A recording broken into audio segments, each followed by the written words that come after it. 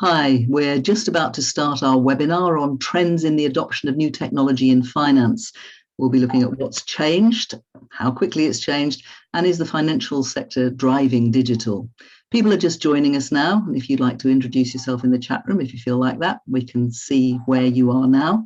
And just before we get started, you can be thinking about how technology is going in your company. We'll get going in just a moment or two. Thanks for joining us. So hello, today our panel is looking at the accelerating rate of adoption of new tech, how the pandemic affected it, but also what else is going on, and the reasons why finance seems to be driving digital transformation. We'll hear examples, what goes right, what goes wrong, and also what to expect if you get left behind in the digital race, and a few ideas on how you can get started. Following this session, we'll be providing you with the best practice guide. And if you'd like to put your questions into the chat, we'll do our best to get them answered. And we also have a couple of polls today, so it would be great if you could join in those. I'm Sue Beardsmore, and today on our panel, we have Amar Shah, the Chief Financial Officer of RJO, which is a derivatives brokerage firm with more than 50,000 clients worldwide. And over the last few years, he's built a team to streamline financial processes and enhance controls. And he's overseen the implementation of new systems, including a new payout platform for brokers and an invoicing processing tool. Welcome, Amar. Thank you. Adam McDonagh is a Senior Vice President with SoftCo, an organization with 1 million business users around the world across all industry sectors, and it offers financial process automation solutions. Hi, Adam. Hi, Sue. Thank you. And Caroline Adams, with over 20 years experience in shared services as a senior finance manager and in IT, she's built and led teams through development and change and is one of our experts on the IFOL education team. So, Adam, first up, could I ask you to just give us a brief overview of SoftCo and what it does? Absolutely. So thanks, Sue, and to the wider IFOL team for having me. Delighted to be here and looking forward to today's conversation. So SoftCo are a global leader in financial automation solutions. We've been in business for over 30 years, and we develop procure-to-pay, accounts payable automation, contract management, vendor management, and anti-fraud solutions. And we deliver them to organizations all across the world. Ultimately, those solutions allow organizations to manage and control their spend, remove the manual, non-value-added touch points from their AP and P2P processes, in turn driving a huge amount of efficiencies, which lead to considerable cost savings. And it also drives compliance across the finance function by mitigating any risk of fraudulent activity happening. We are ERP agnostic, so we integrate with any ERP or finance system. And as you pointed out, Sue, we're not specific or niche to any particular industry or vertical. So our wonderful clients include the likes of Patagonia, Logitech, Sunny D, PwC, Grafton Group, the Finnish government, and of course, RJ O'Brien, and we've got their CFO, Amar Shah, here to talk to their digital transformation journey as well. Okay, that's great. And I'm sure you'll have lots of examples of what goes wrong, what goes right. We'll talk to you again in a moment or two. Okay, so IFOL research has identified significant increases in rate of adoption and prioritizing digital transformation and automation, about 41%, or specifically 41% year on year from 2019 to 2021. So that's a huge change. Now, we can all understand that the pandemic lockdown drove a lot of change, but how much did it speed things up? Who wants to take a first stab at that? Caroline. Okay. I know we shouldn't say COVID had benefits, but it had huge benefits in driving e-automation.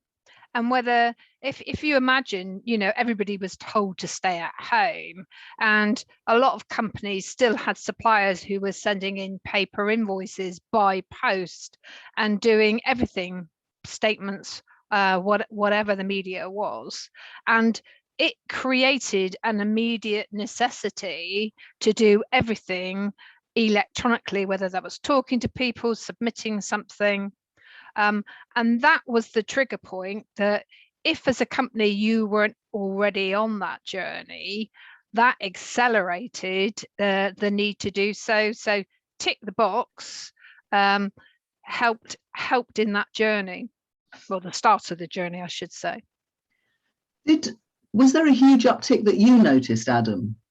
Yeah, massively. We actually encountered one of two things. We had organizations that had reviewed AP automation or P2P automation in the past, and for various different reasons, never pulled the trigger and they never got the green light to proceed. And a great example of that is someone like Timber Products in Oregon, whose accounts payable manager, Sarah Shack, she had reviewed AP automation, I think she said for 5 or 6 years. And due to competing projects, the board and senior finance personnel just never gave the go ahead. And like Caroline's pointing out, they were forced into this remote working environment in March 2020. Everything was manual, everything was paper-based. They still had invoices coming into the business, and that accelerated their need to adopt AP automation technology. We had other organizations in comparison that had never reviewed AP automation at all, had never given it a thought, had never considered it. And again, due to being forced into this remote working environment, that accelerated the necessity for them to adopt technology. So we've seen a huge uptake in organizations that have done something already, or at least now are beginning and embarking on a transformation journey. Okay, Amar, what was your response? What position were you in and what happened to you? Yeah, sure. So again, thank you for having me. I think, from our perspective and just looking at our finance department, we are very process driven. And when we had to move to a work from home environment, a total 100% remote, our process changed, and it changed, overnight. So, there's that need to, with any change, to adapt. And that's why we had partnered with SoftCo, just because we knew that if we did not adapt, we would not be able to survive. So we actually, initially there was a need, and when we started talking to this, kind of the SoftCo team, we can, immediately see benefits just from the technology and bring it in-house to be able to kind of go ahead and do our normal day-to-day business, because without that, we would not be able to kind of keep in business. Yeah.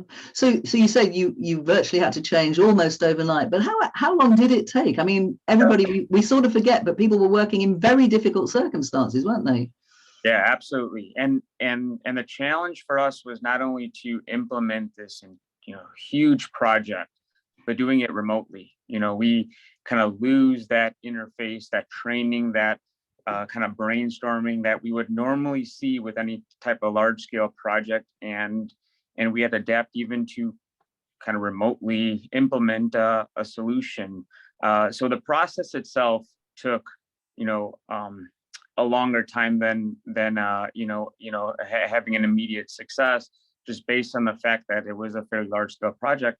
But the actual need to the change, the actual decision to make that change, was made much earlier, and we had to kind of pivot, fairly quickly to start and then start the implementation.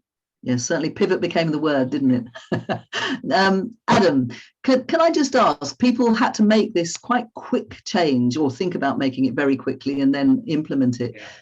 Has that carried on? Did people just do what they needed and then stop, or has that caused this momentum to continue? I think it's caused the momentum to continue. So I mentioned at the start of the conversation some of the solutions that we offer.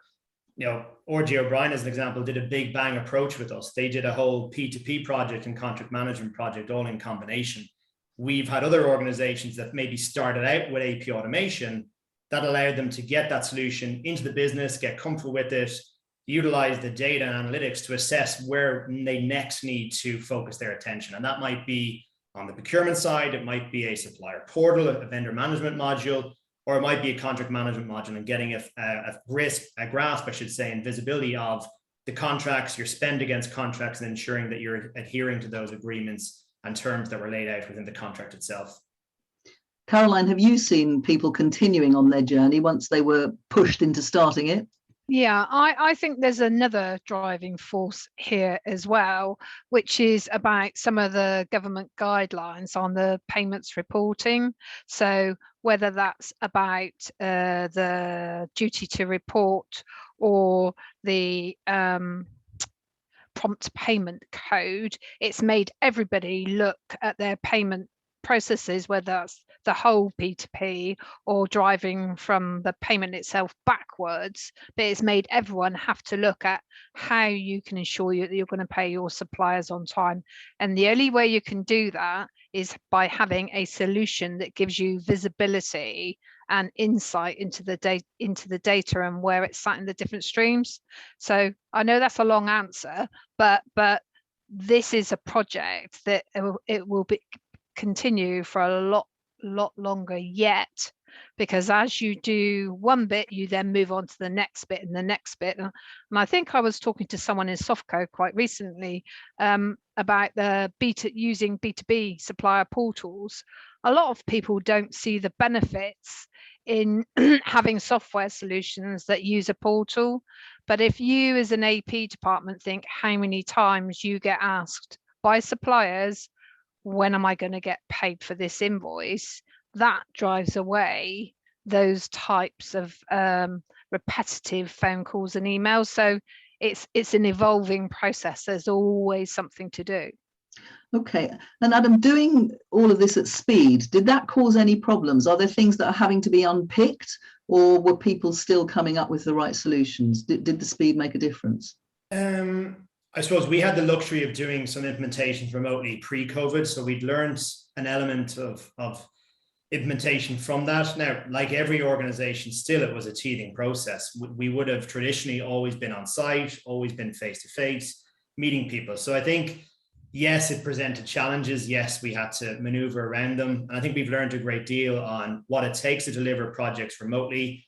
You still can't beat the face-to-face interactions, though. You know, I met Amar back, during the whole sales process into the project implementation, we hadn't met each other face-to-face. It was all virtual like we're doing today.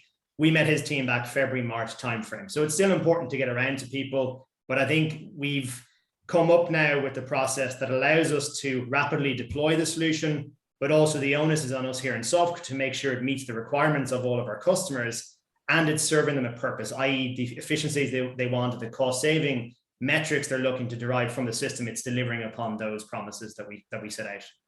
Okay, well, I'm going to come to Amar in a minute, but just before that, a quick poll, really, having talked about that sort of transformation. Do you feel the pandemic, everybody, if you could stand by and get ready to press a button or two, do you feel the pandemic accelerated the rate of adoption of new tech in your business? Simple, yes, no, or don't know. And if you could just give us a little look at that, we'll see what you think sitting out there. Did you notice the change? Did it make things happen more quickly or happen at all? As we've heard, in some places, they didn't happen at all until they were pushed. So while we're waiting for that, the results to come in from that, I'm going to, oh, right. Yes, 100%. Everybody thought that who was talking to us, 100%. So that's fine. Amar, I'm going to ask you this first. Why do you think finance, because it does seem to be finance, doesn't it, driving a digital transformation in firms? Why do you think it's that way about? Yeah, you know, honestly, it's, you know, at times it could be to avoid conflicts, you know, in our based, and when you have an invoice and you're trying to process it through one method, when you're in the office, it's much different than when we're at home and you're trying to, you know, utilize that same process. But if you do not make a payment, someone is going to come to your door and say, where is, you know, the funds, or all of a sudden service has been shut off. So, you know, initially it's to survive.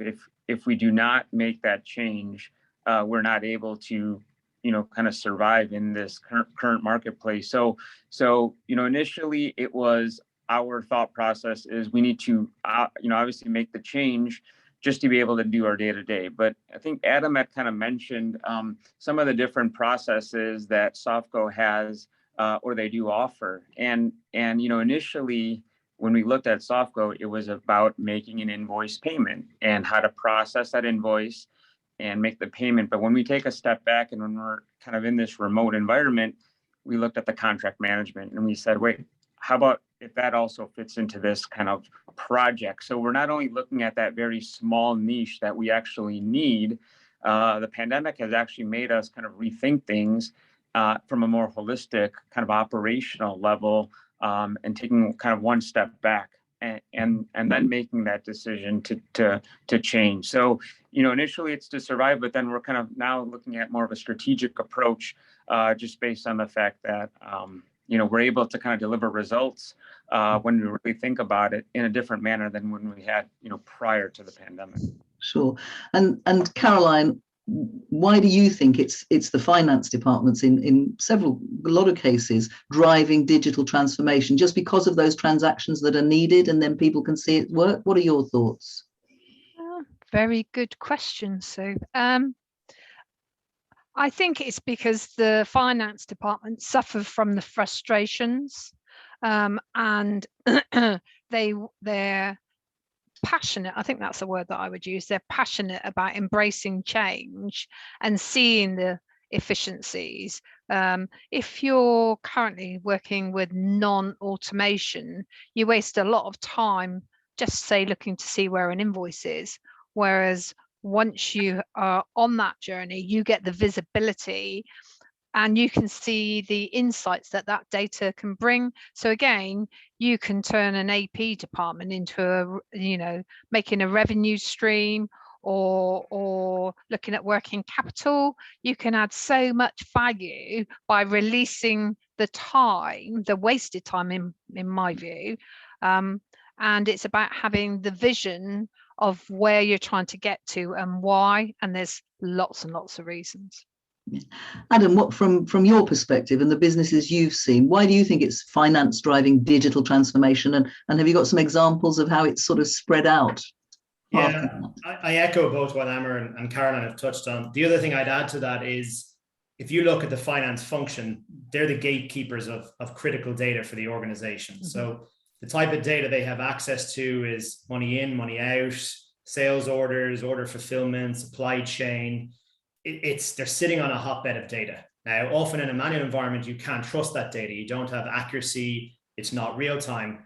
When you adopt technology, that allows you to see real-time data, real-time insights. You get a sense of what's working in the business, but more importantly, where are the bottlenecks? Where are the pain points? Where do we need to turn our attention? And when organizations can actually trust and leverage financial data and stand over it, that allows them to not only unlock value in the finance function, but more importantly, into other areas and other departments within their business setting. And have you seen that happen? Have you seen that unlocking of data, which presumably is pretty impressive when you can rely on it? And has that infected, if you like, other departments or managers to decide that's what they want to do as well? Have you got any examples? Absolutely. So, traditionally, and Caroline will probably echo this, AP unfairly has often been seen as a back office admin function. And that has been pre-COVID and has always been there. Now, with the introduction of COVID and the necessity to warrant investment in automation, people are now seeing the true sense of value that AP can bring about. And Caroline touched on it. It's everything from cash flow benefits, mitigating late payment penalties, taking advantage of early payment discounts. Amar said it, paying suppliers and vendors on time that are key to your business functions, keeping the lights going, making sure the business is still fronting up and operating. So, I think historically we would have had AP teams that maybe would have been challenged within the business as to whether the technology was actually necessary. We don't seem to have, thankfully, for AP teams and finance teams, we don't seem to have those problems anymore. We're not spending time educating a board group or a leadership group on actually why a system is needed. They know the data is there. They know the benefits it can provide. It's about now mapping your solution to the customer requirements. Okay. Amar, when you embarked upon it and made it work for your area, did that have an impact on the rest of the business, the way people were looking at things? Absolutely. Absolutely. I think, from an AP perspective, we think about kind of historical information in the system and that data, and then looking at future information from a budget perspective. So from a historical perspective, with the pandemic, we had to really look at cost cutting initiatives. And if that data itself is not correct, it's not complete, it's not accurate, we can't make decisions with incomplete data. So we kind of looked at ensuring the data in the systems, in our ERP systems, our financial records were complete. And then we can make kind of the decisions we need to in addition to that, we have a really robust budget process, and we really rely on kind of the invoicing process to ensure we're capturing all the key vendors. What is the projected spend? What has the spend been kind of historically? And so all of that is really key from the onset of getting that information into the system. So yeah, absolutely. I think from our perspective is kind of utilizing that technology and now doing more of a qualitative review instead of just kind of number punching has big transition in our group. Okay, thank you. Another quick poll, having had that piece of the conversation, is the finance department driving digital transformation in your business? So where you're working, do you get the sense that the finance department is driving digital transformation? Just a single choice again, yes, no, or don't know. Might not be evident, or you might have a really strong sense that what's been introduced in the finance department is having an impact and showing people what they can do elsewhere. So is the finance department driving digital transformation in your business? Yes, no, or don't know? And we'll have a look at that in just a moment. So a mixed answer there. So yeah, yes, evident to some people, no, not happening, and don't know, so not very evident, even if it is. So that's interesting, isn't it? That it's sort of around and about. People know it might be happening, but not absolutely everywhere. Okay, well, for the places where it's not happening, this is a good question that I will throw open to the panel. What can be expected for the businesses who don't prioritize technology and literally get left behind? What will that mean? What will they be missing out on? Who wants to kick off with this? I will. You will, Caroline. Great, thank you. Yeah. Because I actually work as a contractor now, I've actually seen in some of the roles that I've moved around in, I've seen people that haven't started on the transformation, which was quite shocking. I quite naively thought that everybody had started the journey or were midpoint or were at the top end, but to see a company that hadn't started, I was horrified about having to go back to basics for things like at month end doing manual accruals or keying in data into a system, which all of us now would be quite horrified to think. I can see Adam laughing at me, but real world, I've seen it, and that consumes resources, just time. And then it's like I describe it as being a hamster in a hamster wheel, and you're continually the monthly cycle goes like this, or you can't raise your head above that pulpit to see, well, what's out there, what should I be doing, what making the job more interesting as well. So I'm really sorry, but companies that haven't started the transformation are likely to be demotivated, demoralized, would find it hard to retain employees, and let's be fair, it's an employee market at the moment, so yeah, you should be trying everything you can do to keep your employees. So I'm really sorry, but lots of negatives and no positives. Sounds to me like you're saying they're putting themselves on an uneven playing field virtually. Yeah. Okay. Yeah, that would be it. You've got the overview. Tell us from your perspective, what are they missing out on? Yeah, so, oh, sorry, was it for Amar?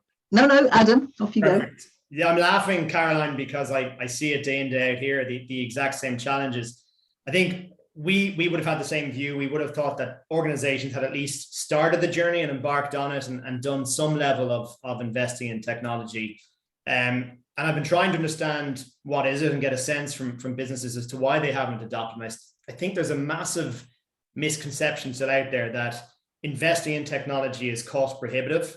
And actually what businesses need to be turning their heads around to is, what's the cost and the risk to my business of doing nothing, standing still? And it's ultimately leaving you behind. You're getting left behind by the competition. I'll give you two good examples. We're dealing with a company at the moment who will remain nameless. but they didn't take the opportunity to invest in technology over the course of the past 2 years. They had everyone in every day, no remote working model. There's no hybrid model being offered at all. And what has now happened, as Caroline has alluded to, it's an employee market. The majority of their key AP staff have left. Now, when people leave you, that's your DNA leaving the company. They understand from an AP perspective, they understand your invoices, they understand your vendors, the problematic scenarios that all those present, your purchase orders, even your internal teams. Because let's not forget, AP have to transact and communicate with the internal departments. So they've lost all of that. And that was actually the catalyst for them to say, okay, we need to finally do something. So that's one example. There's another company we're working with at the moment who have invested in AP automation technology, are now leveraging it and using it.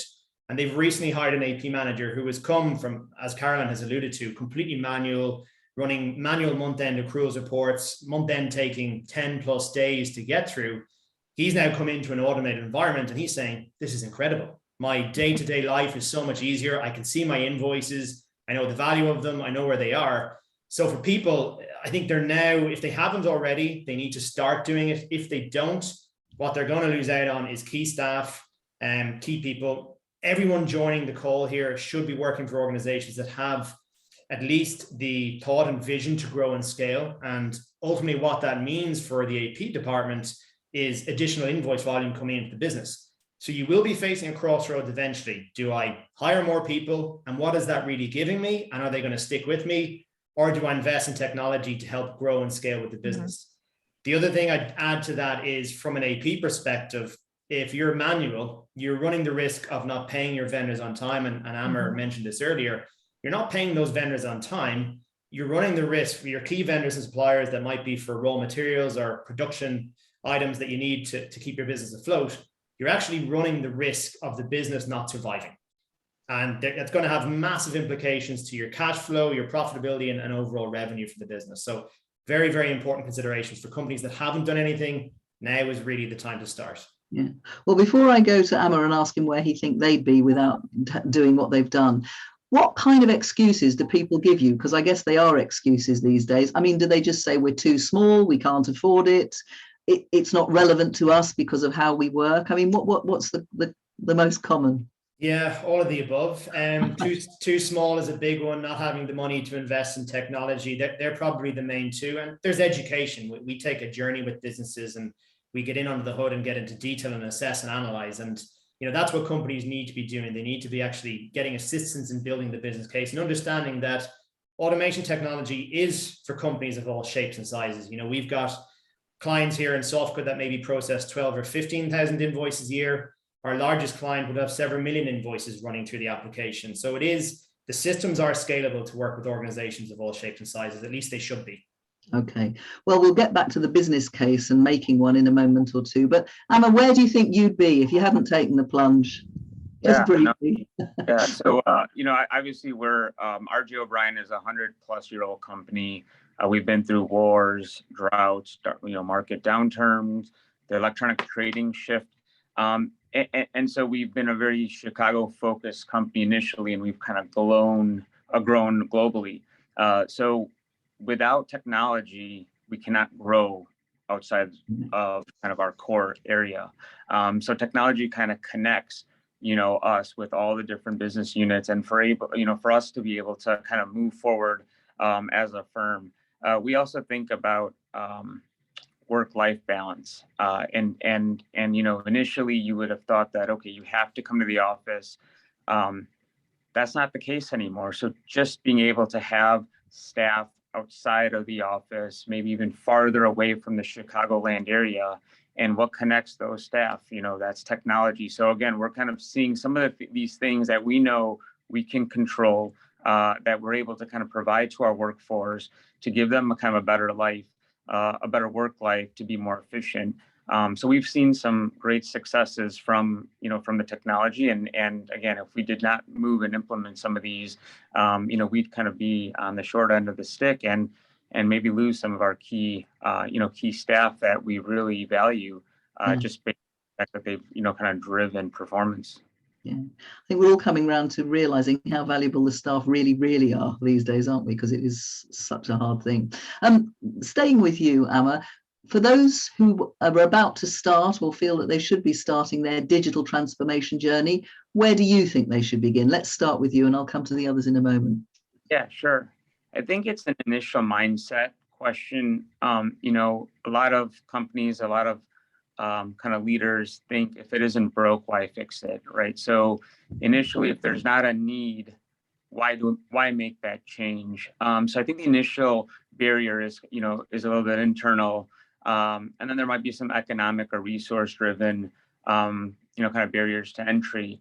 But initially, I think when we look at how to use technology and how to change that mindset into more of a growth mindset, that is a very big key to make any really big, large, wholesale decisions on implementing the technology. Now, not everything is rosy. With technology, you lose kind of that human touch.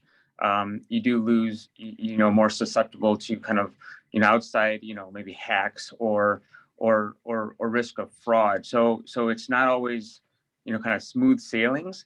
But at the end of the day, this is the way that the market is going. And from our industry, it used to be 100% face-to-face, making trades on a pit floor, and it was robust, and it was, it was loud, and it was very short period of time. Now we're doing 24-hour trading, electronic, all over the world. So we've seen this shift throughout kind of the ages, and we're going to keep going more and more towards that. So, you have to really change the mindset of some of the companies to really think outside and see kind of, what direction the industry is moving towards.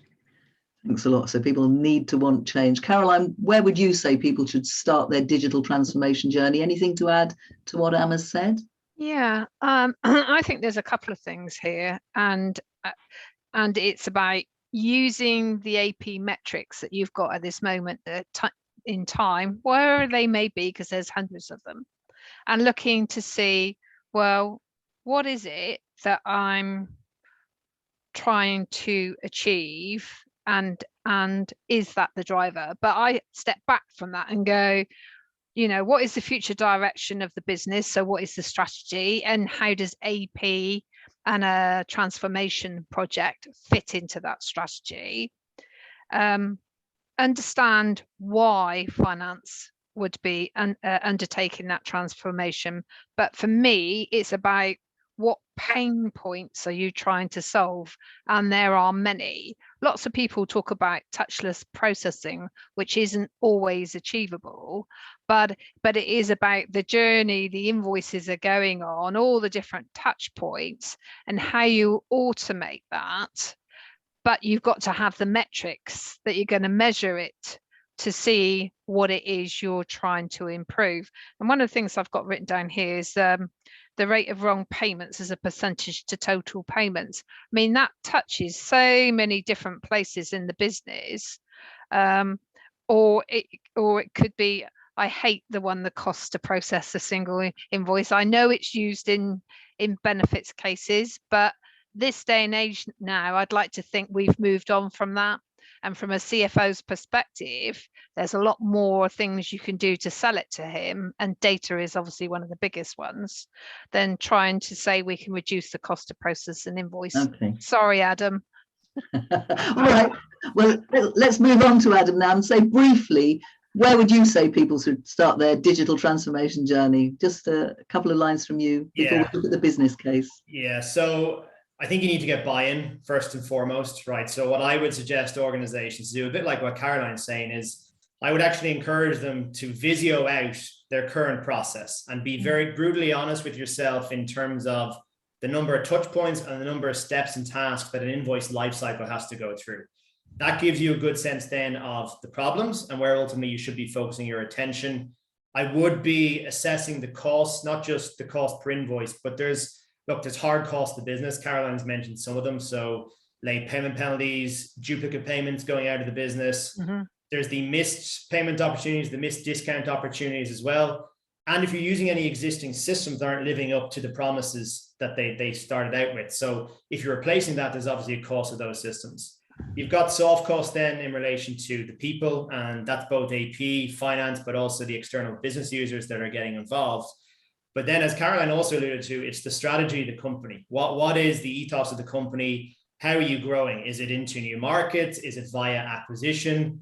Both of which introduce a lot of complexity to your business. Exciting times for sure, but it's going to increase the ultimate workload on your finance team as well. So you need to be thinking about that, ultimately getting buy-in. And then when you are actually at the process of vetting your solution providers, going through demo scenarios is fantastic, and that's great. And Caroline referred to touchless processing.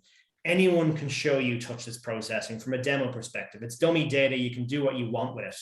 You need to put those solution providers to the test. So what we always encourage prospective customers to do is, hey, give us your invoices. Show us your, and we don't want the nice invoices, the one that match first time around. That's not what we're looking for. Show me the problematic scenarios. Talk me through it. We'll then give you a demonstration using your data so you can see the accuracy of invoice capture, first time match rate, but also equally importantly, how do you handle exceptions? How are invoices routed throughout the business? So you get a feel for what the system would be like in your environment before you actually invest in the technology in question. Thanks very much. So almost finally, we've got a few more minutes left, but how do you build the business case for automation reference? So Adam, you might want to kick us off on that.